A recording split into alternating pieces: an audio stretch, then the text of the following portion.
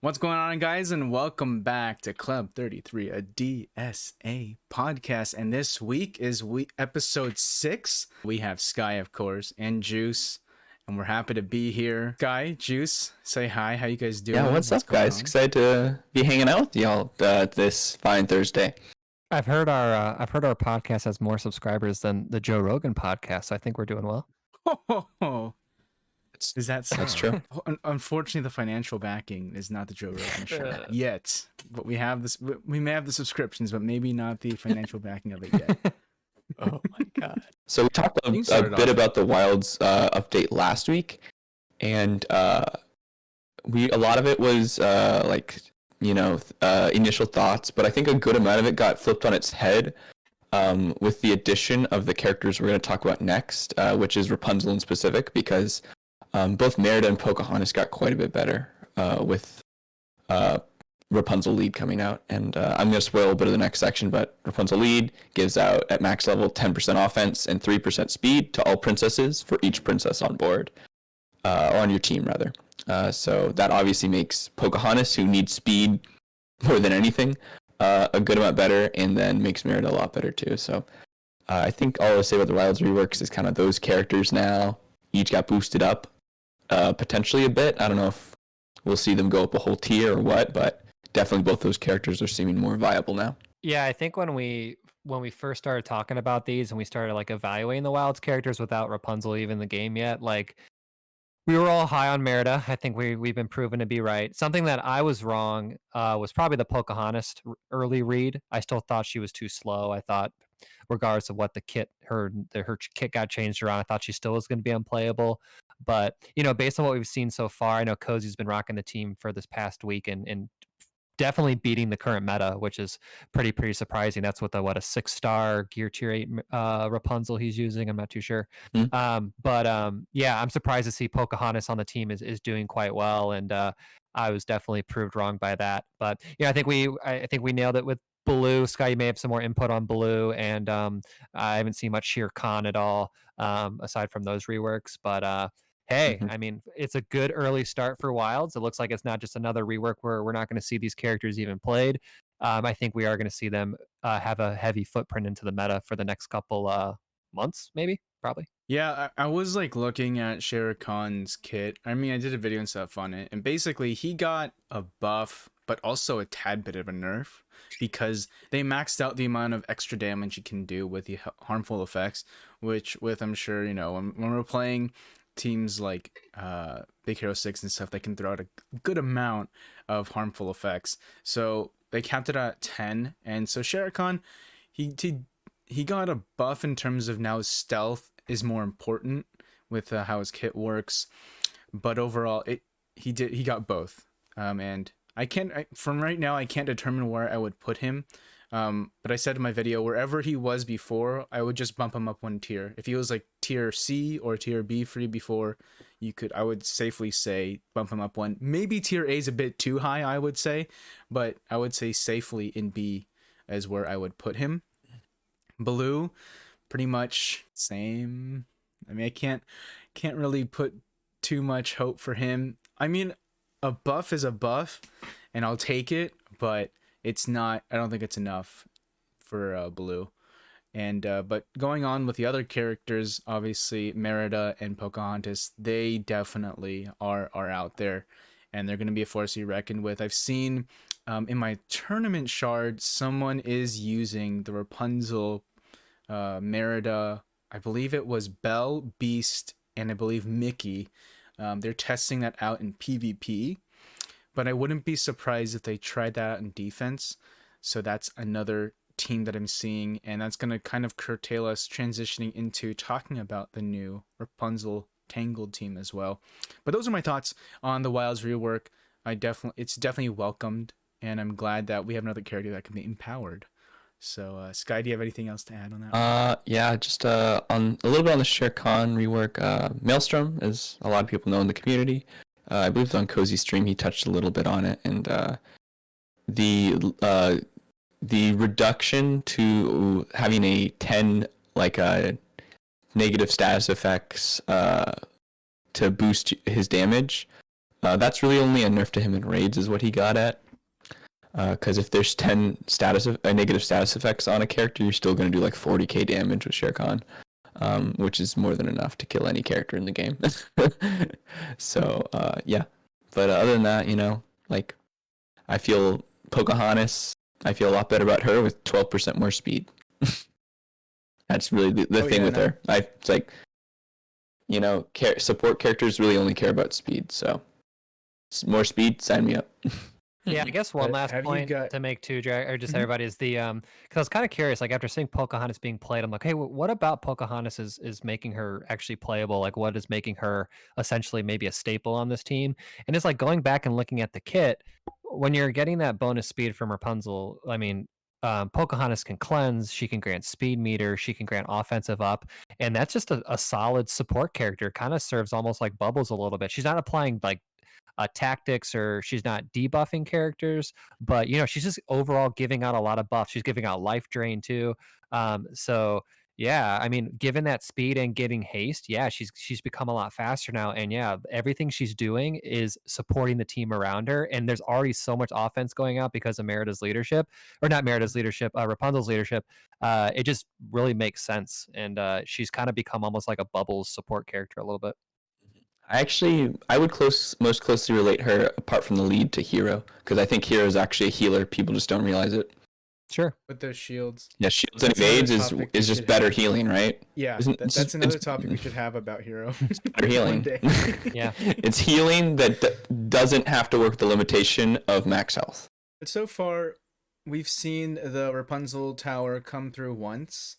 I guess like a couple things I could say about it is that aesthetically, very nice. It's a different feel to it. We've gone away from Oceanics, and just knowing the whole tower, how it looks and stuff is very. I think it's very aesthetically pleasing. It's nice. I think that they've done a good job with the overall artwork on the characters. There's just, I don't know, I feel like there's just something just a tad bit off with the polygons on Rapunzel, just like on her facial structure, just a tad Agreed. bit.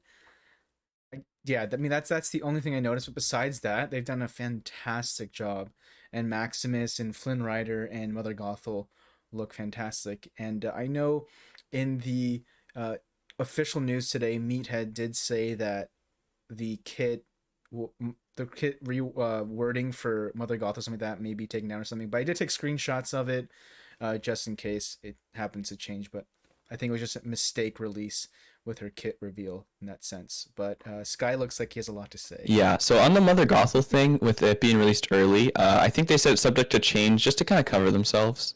I think this is the intended kit, 100%. But if they don't say that it's subject to change, then people can get upset. So they're just covering themselves, making sure everyone knows that, hey, this could change, even though this is pretty dang likely. So I wouldn't expect any major changes to Mother Gothel's kit at all. Yeah, I'll be honest, I haven't even seen the kit. So if that got released today, I was working, so I didn't really have a chance to take a look at it. If there are screenshots, I'll probably end up taking a look. But yeah, I agree with Sky if it's just them trying to cover their ass, which they probably will. I mean, her kit looks pretty good. Via data mined information, we know her speed is 138 before any modifiers Wow. at tier 8. So that's what's impressive about her kit so far to me, is she has some pretty insane speed. One thing I will say is that Glue, when they do add villains, at least recently, like with Ursula, and I'm guessing with Mother Gothel, they seem to knock it out of the park in terms of the usability and how good they are, and maybe a little bit boundary on the OP side of that range. But I remember when looking at her kit slightly, and one of the attacks is she does go into stealth, and it kind of reminds me of actually Cogsworth kit, where he does go into that stealth.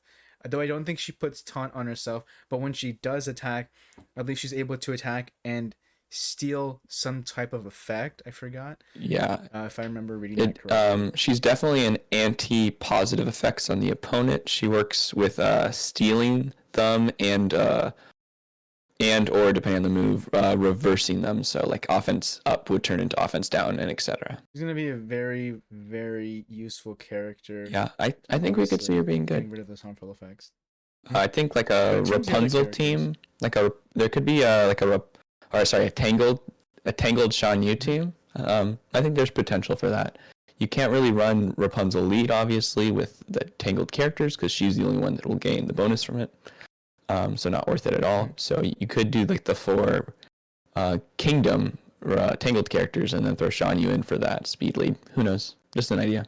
And what about the other Tangled characters, Maximus, Flynn, and Hanzo herself? I mean, I know we've seen Maximus and Sky. I know your feelings for Maximus aren't the greatest, uh, but Juice, have you looked into their kits yet? Have you gone for them, farmed them yet? Yeah, well, no, I haven't. So during the first pass, I only got to like the first stage of Tower 2, and then when it actually requires Maximus, I was kind of at a wall.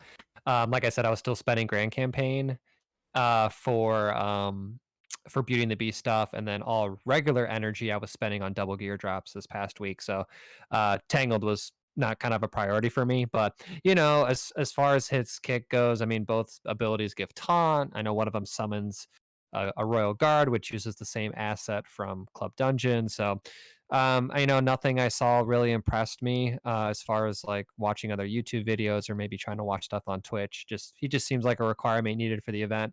Nothing really stood out. Same with Flynn. I know I'd seen some higher star level and gear tier.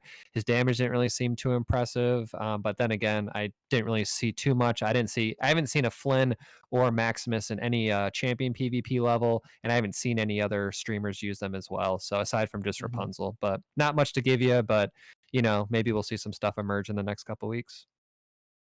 Yeah, I can kind of agree with that. I think that Denny, Maximus, and Flynn we've seen most likely is not rune gameplay, right? People are most likely investing in Rapunzel before them because she's a more exciting character. So I would want for like a final, like thumbs up or thumbs down. Ideally, we do want to see some gameplay of them when they're runed up. But initially, nothing really impresses me. I do really like the design of Maximus's kit. Something interesting they did is a lot of times in this game, we see that you need either a passive way to gain taunt and a 1-turn taunt or a 2-turn taunt for tanks to be very good, is what we've seen a lot of. But what they did with Maximus is they had both of his abilities gain taunt, which it kind of has a similar effect. It's not quite as good as the 2-turn taunt, but in some cases it technically could be better, and I think it's just some cool game design that I'm glad they implemented. It's different than what they normally do.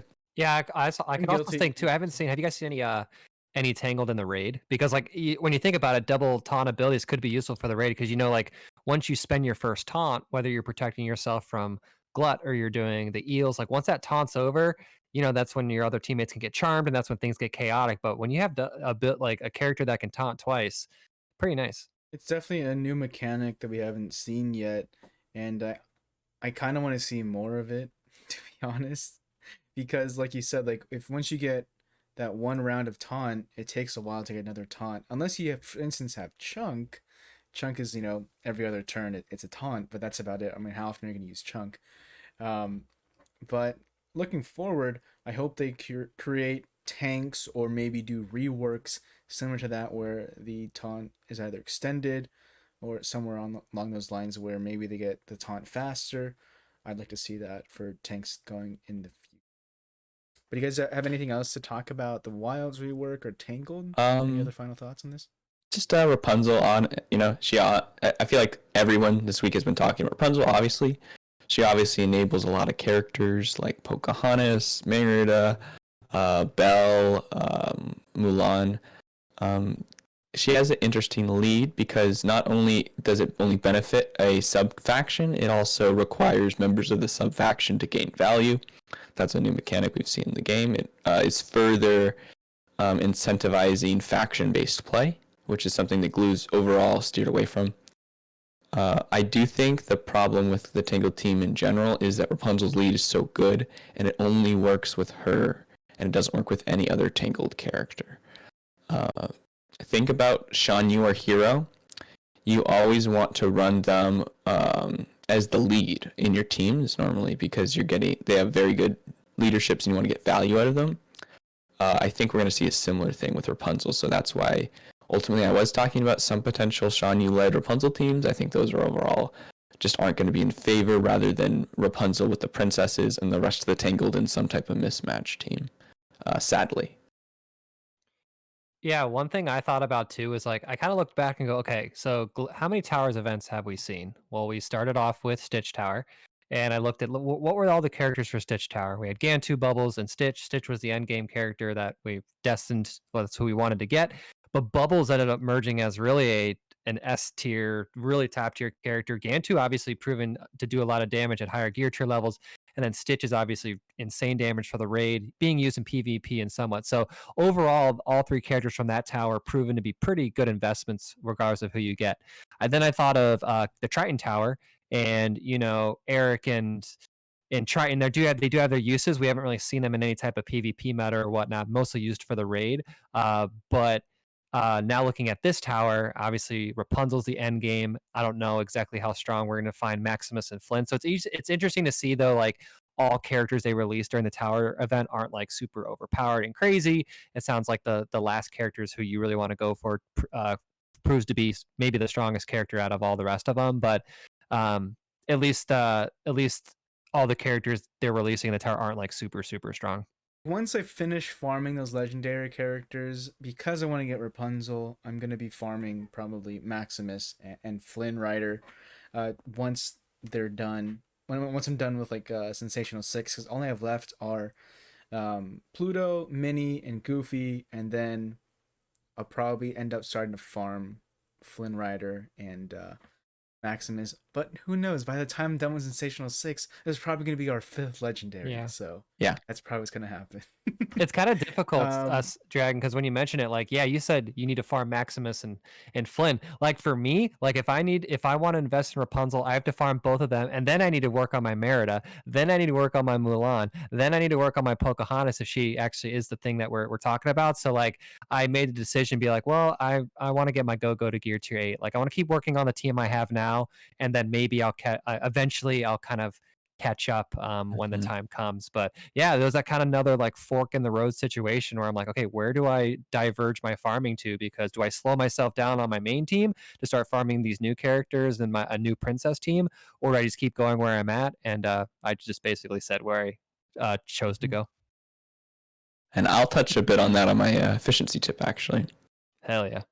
this just came into my mind literally right now because I I know Sky, you know this, but Juice, I don't know if you know this. I did start a free to play account, right?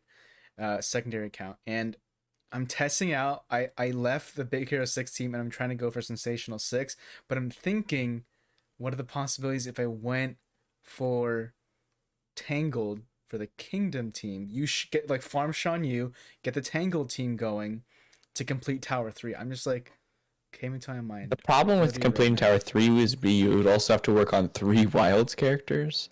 So you would have to go like a Frozen Kingdom hybrid, if Some anything. hybrid. Oh. But then again, you would you need to work on like more Dew or something at that point because you need 3 Wilds. Is it really Wilds? It's Wilds, dude. I Yeah. forgot. Yeah, I so that's forgot. It's been the so bummer long. about that is because you'd have to farm 3 Wilds characters up purely for the tower. Mhm. So you could do it, but you'd have that extra cost. I didn't. It's just been so long since we've done Tower 3. You totally forget it. But I'm derailing. I'm us, my saying bad, guys. Rapunzel Tower 3. Rapunzel Tower 3, you need Wilds. Oh, Rapunzel Tower Yes, 3. yes. Oh no, I'm talking Towers of Endurance. Sorry. Hmm. Um, Yeah, so if you want Ours Anyways. Endurance was Oceanic and Kingdom. Kingdom. Kingdom. Yeah, that's what I was considering, like Rapunzel. But anyways, moving on to our next topic, we have Beauty and the Beast is back already. So if you are not annoyed by Beast yet, wait till everyone gets their 7-star Beast this week. So guys, Sky Juice, how far are you guys along with getting this 7-star Beast? I'm very, very close. All my characters are gear 6. Everyone but Cogsworth is within 7 shards of maxing. Cogsworth's a little farther out because I'm going to wait for double drop, see if I can get some extra value. If not, though, I can farm up easy. He only needs about 40 via grad campaigns. That's, probably 3 or 4 days.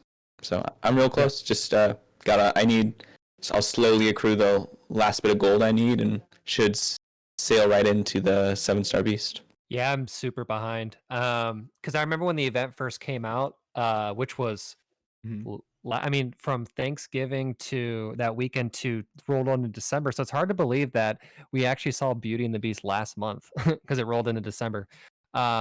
And it's still the end Crazy. of January right now. Basically, yeah, I spent time during the first pass to get Hero to Gear Tier 8, and Sensational 6 came out right after that. And it's just, yeah, I didn't put any money into any of the bundles or the store.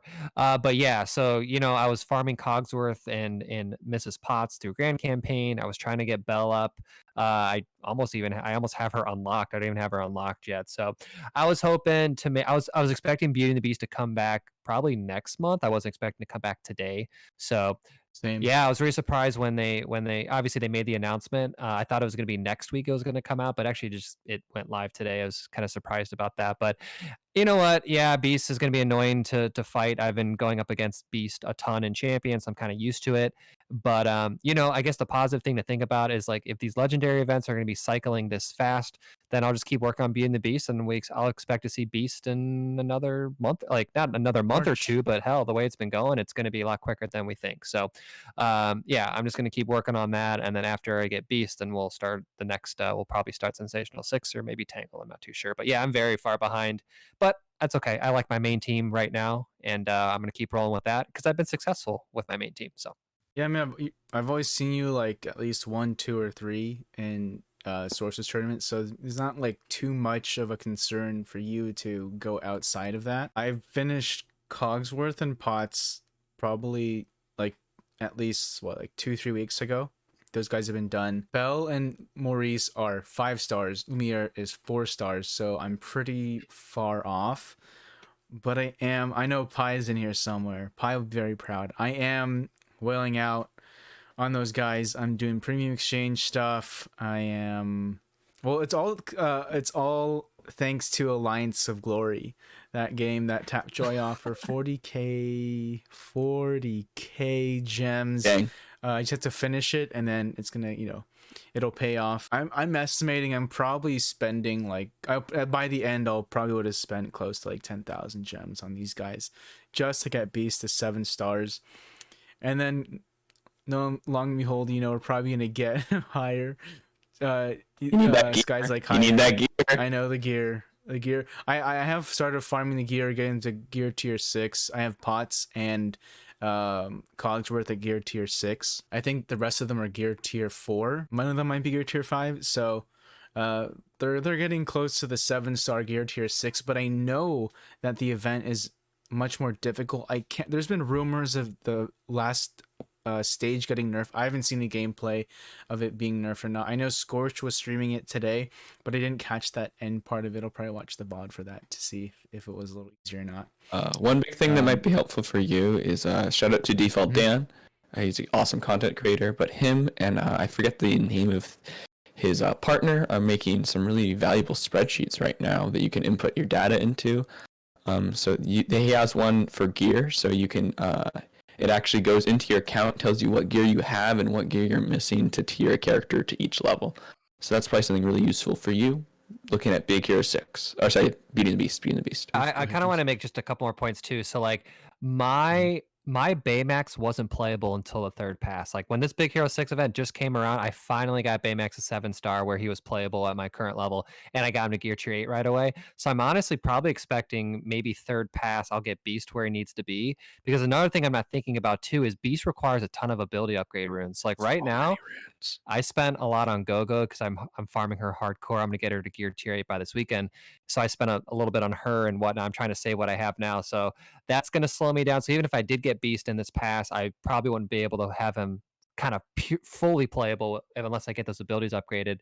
And then, but the good news is I've been saving a ton of gear, so I'll be able to get all of the Beauty and the Beast characters to at least gear tier 6. Pretty simple. I'm at least as far as like gear or tier 5 gear, I'm approaching like 400 of each now. I'm really getting the grind going. All Nice. these events that are coming around, I'm They're spending great. I'm using the sky tips and spending those gems to refresh those and just getting a ton of Mhm. attack gear and wispy droplets. So I'm pacing it out. I'm thinking by the third pass I'll probably get Beast playable rather than just unlocked, whether it's 7-star gear tier 7 or 8. So slow and steady wins the race, especially with these legendary events. And that makes me like wonder. I'm thinking Sensational 6 mid-February is when they're coming back. I swear that's probably it's I'm gonna gonna be happen. honest, Dragon. I looked back on our Club 33 chat, and 4 days ago, my best guess. This is you. My best guess is Beast will come for Valentine's Day, and then my Yeah, response: that's we can way reasonably off. see him next patch notes.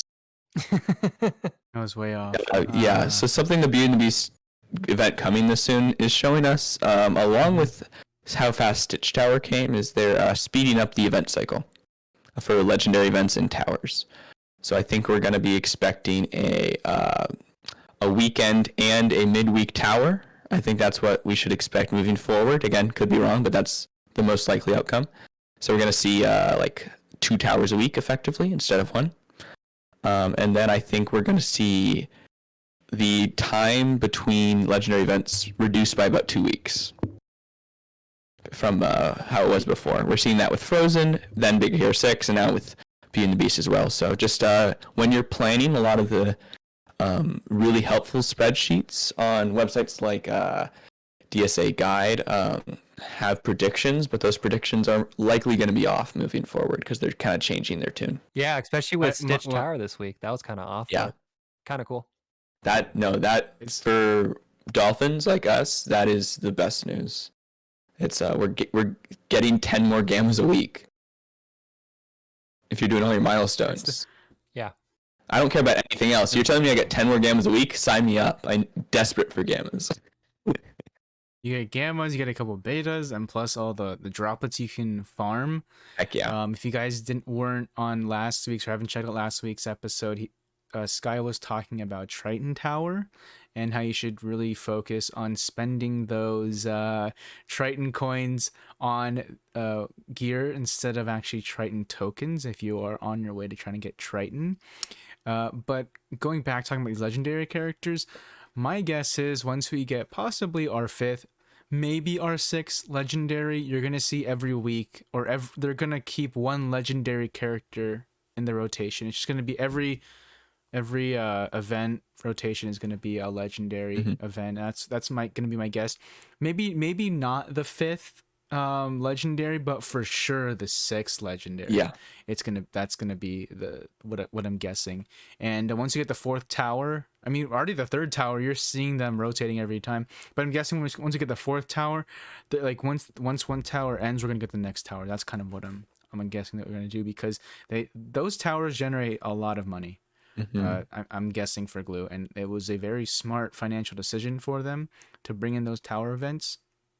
And I'm happy for them because they do bring us new characters, and they're a new fun taste for us as Mm-hmm. well. Passive way to gain resources. Heck yeah. Hello, everybody. We're doing DSA. Who am I? Yeah. Right. And then wait for me and DSG. No looking at chat, and then PM juice. Yeah.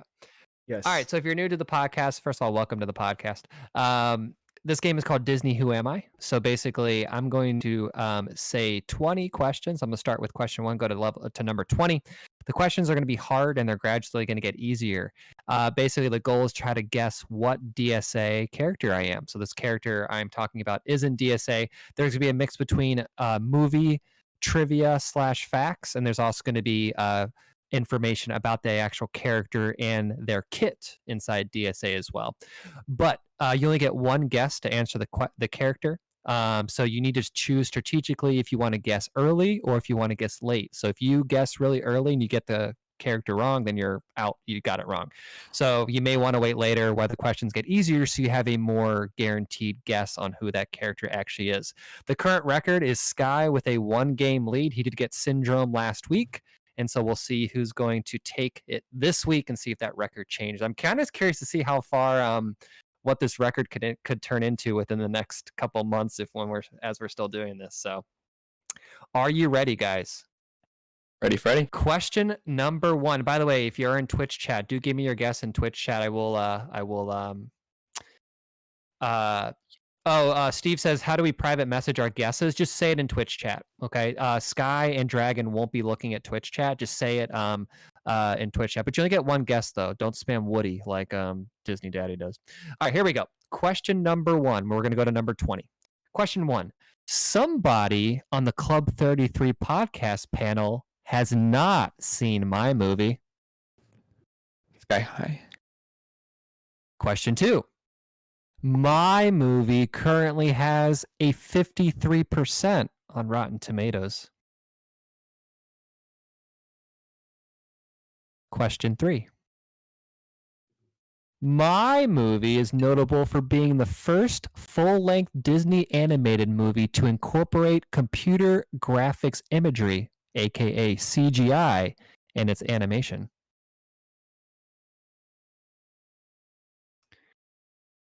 Question 4. I can fulfill a requirement for the final 2 levels of Tower 5.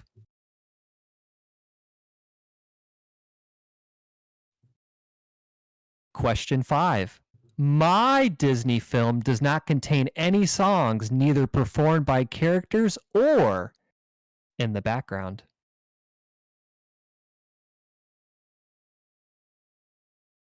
Question 6. My film features a recycled section from the Night on Bald Mountain sequence in Fantasia.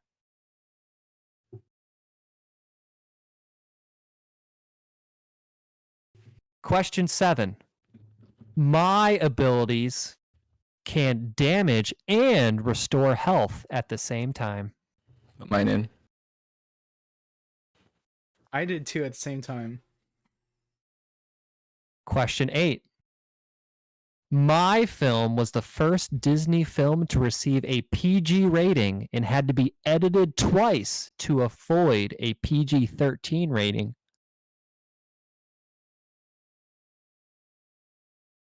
Question 9. I have the ability to inflict heal block on a target opponent. Question 10. My voice actor also voiced Aragorn from the 1978 Lord of the Rings movie. How dare you mention that film in my presence? Question 11.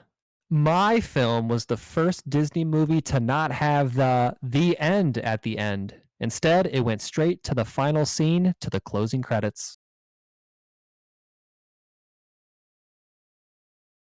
Question 12. Tim Burton had involvement in my film. Question 13. My movie is considered one of Disney's failures. Question 14. My film is based on a book series.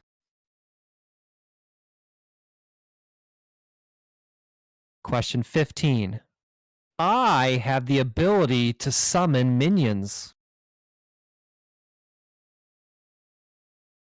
Question 16. I can fulfill a requirement for the Stitch Tower. Question 17. I am a villain character. Question 18. I can benefit from Miguel's leadership. Question 19. You can buy 3 of my tokens for 21,000 raid currency.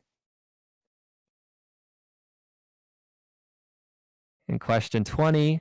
My summon minion is the title of my Disney film. All right.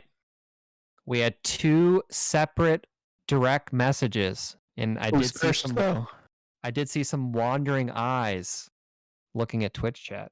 Dragon. Oh, excuse me. Dragon got out at question, I think it was 6, I believe. Same with Sky. You guys both got out at the same time. Dragon coming. Which PM came first? I think Sky's did because yours was 1 below Dragon. Dragon came in with Horn King. Ding, ding, ding, ding. That is correct. It was Horn King. Sky High came in as well at the same question. He also said the Horn King. That is also his full name. No. Looking at Twitch chat really quick, the first person to guess was Clado52. He said, it's that skeleton dude. Forgot his name from Cauldron. Janu said HK, Horn King. Steve Brandt said Horn King. Very nice job. We had Insomniac coming in with Horn King as well. I don't know if I made that too easy for you all. Everybody is on the board. I'll give Sky a point. Sky's going to be at 2 wins. 2 seconds, right? And 1. I'll We're give so Dragon close. got it right, so I'll give him a point too. So it's officially 2-1. Because if Dragon didn't get the question right, you'd have a 2-game lead in front of Dragon. That's Sky. true. So That's true. it is currently My 2-1. overall record is 1-2. So Yeah, I don't have the point from the first week. yeah, I've never seen the Black Cauldron. It's not great. I've neither. Let me see. I've seen every Disney canon film, and I'm missing one Pixar. No, wait. I haven't seen Ralph Breaks the Internet or Brave. Those are the only Pixar and Disney films I haven't seen that are canon, at least. Yeah, when I looked up trivia and like just facts about the movie, I was kind of surprised. I didn't know a lot about it, so I was It's surprised by terrible. how It's dark really it was bad. and how bad it was. Sure. Yeah, when But, a movie's a copy of the animated Lord of the Rings movie, you know it's bad. Yeah. That's literally it was Disney's response to the animated Lord of the Rings film, which was terrible. I didn't spend the million gold yet, but I got Horn King to 100 out of 100. He's like a gear tier 2. He's really low, but have any of you guys used him or even, I know he didn't prove to be as valuable in the raid as we thought he'd be, but what are your thoughts? He's like an okay generic damage dealer in the raid, and then he's a piece of garbage. Than that, I think. He was the biggest false prophet besides the Little Mermaid trio for raids. I mean, it was maybe even more pretty so than bad. them, honestly. Like he Yeah, was at least nerfed Ariel- also. that's true. And Ariel, I mean, Ariel, at least she can, heal for those the poisons, and she can purge effects and stuff, which can be helpful. And then Eric has his, crit immunity stuff and whatnot. Triton has some. I haven't, honestly, because I don't have Triton usable yet. I haven't really looked at his kit too much, and it's been a while since I really looked at it. So I can't really comment on Triton. But yeah, Horn King, definitely the false prophet of the raid, and I have no plans on really farming him until much later with tournament coins. Quick, Something I want to say real quick about Horn go for it. King is they changed his passive to do a flat damage to raid bosses when before it didn't have that. So if it did the original effect, I know in heroic a lot of the phases have 7 million health, right? So if he'd got a bonus damage when the Black Cauldron is out equal to the raid boss's health, he would get a bonus of over 350,000 damage.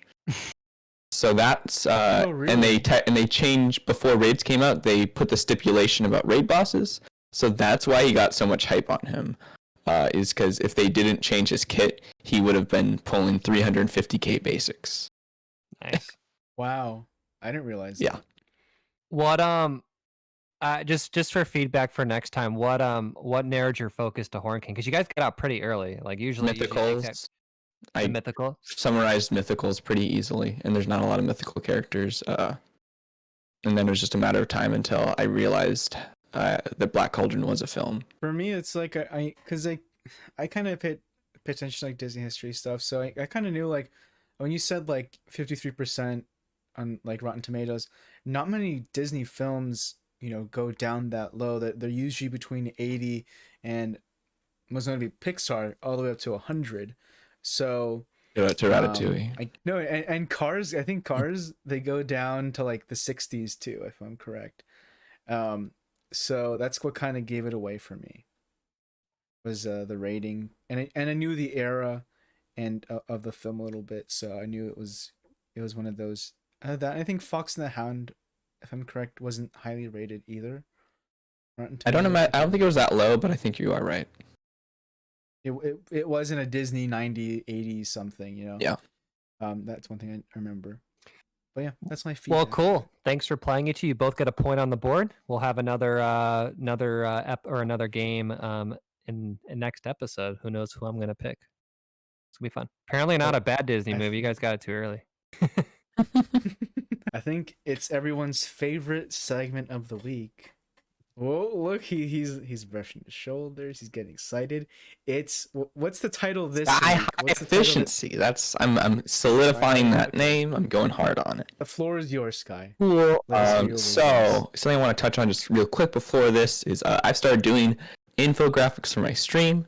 I guess we're gonna get a little bit into the plugging yourself, but I'm gonna be releasing them every Wednesday. If there is things in the patch notes to have infographics about, that will be included. This week, obviously, there wasn't, so I didn't make any based on this past the past notes this week. But yeah, so I'm gonna be throwing those infographics on here since they're gonna be pretty fresh since we record this on Thursdays.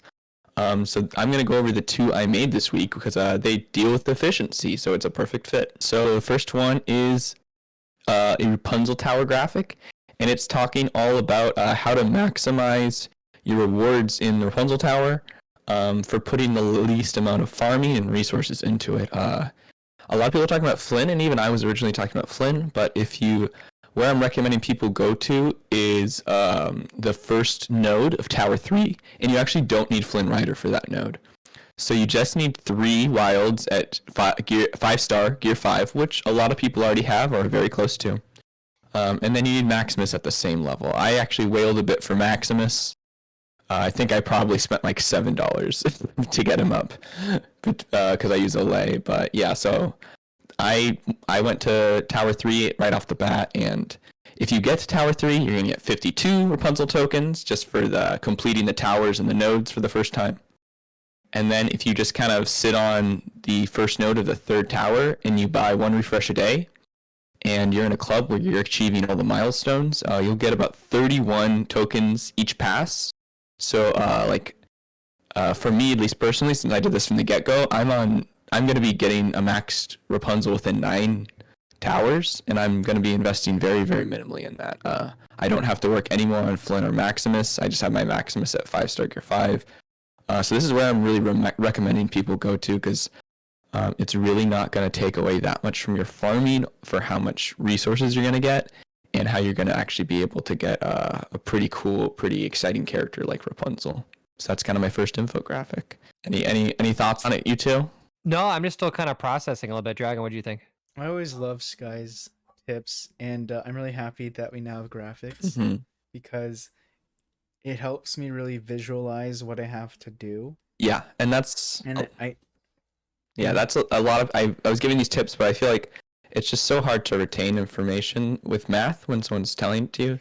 So I decided I really needed to step up my game and start doing infographics. Yeah, when I think about it, like I can't remember what tower it was, but like I didn't it just kind of worked out that way where I didn't unlock the second character. I mean, it may have been I think it was the Triton Tower because you just needed wait, you just need Eric and Ariel, right?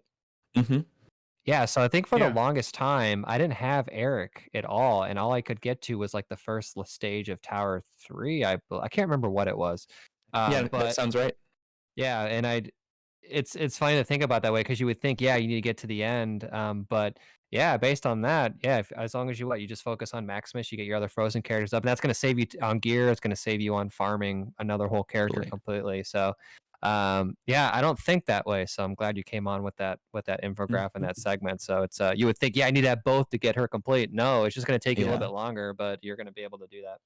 Yeah, That's and a sweet, lot of dude. people have a stigma, I think, with 7-starring characters, because in general it is a good idea to 7-star characters, unless you are using them to acquire resources. Then often it's not a big deal to get the character 7-star. So that's kind of just a thing I go back to a lot is if you're intending on using the character in PvP and conquest and all that, yeah, 7-star is probably what you want. But if you're just getting the character there so you can acquire resources from some type of event, leave them at 5-star, 6-star, whatever you need. No need to take them up. I had a couple people reach out to me and ask for it before, and it's just a Gear 7 farming guide. So for those that you didn't know, there are essentially 7 different types of gear for Gear 7. All these different types of gear have different ways to farm them and different costs in different stores. So I kind of just went through all of them. I saw how I chose to acquire them and what options are good, what options are not so good, and just kind of made a quick infographic. So like you can see a lot of them. I'm just saying, hey, if you can passively get these from the raid, cool, just do that. And then as you start getting low on them, you can start investing your resources on them. If that's like the gear piece that's you're falling behind on. But yeah, and you can see it is like intentionally complicated.